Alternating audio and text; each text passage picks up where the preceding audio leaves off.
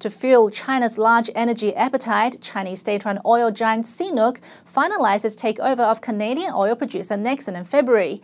It was a controversial deal for the Canadian government, and this week a forum in Ottawa highlighted one shortfall of the Canadian-China trade relations, namely the human rights abuses that Chinese state-run companies like CNOOC are involved in.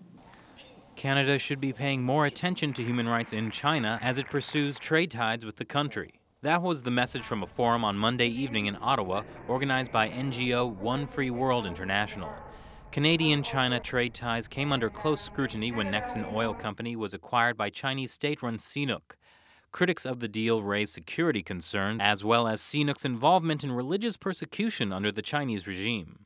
State-owned entity like CNOOC come in is problematic because they have a history around the world that's very questionable in human rights. One of the main groups that CNOOC helped the Chinese regime target was practitioners of the Falun Gong spiritual practice. The Communist Party has carried out a systematic campaign against the practice since 1999.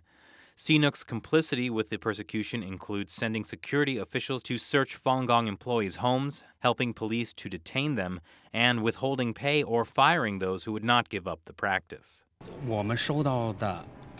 A state-owned entity like CNOOC coming in is problematic because they have a history around the world that's very questionable in human rights. CNOOC has also been accused of forcing the resettlement of Tibetan nomadic herders during its operations in China.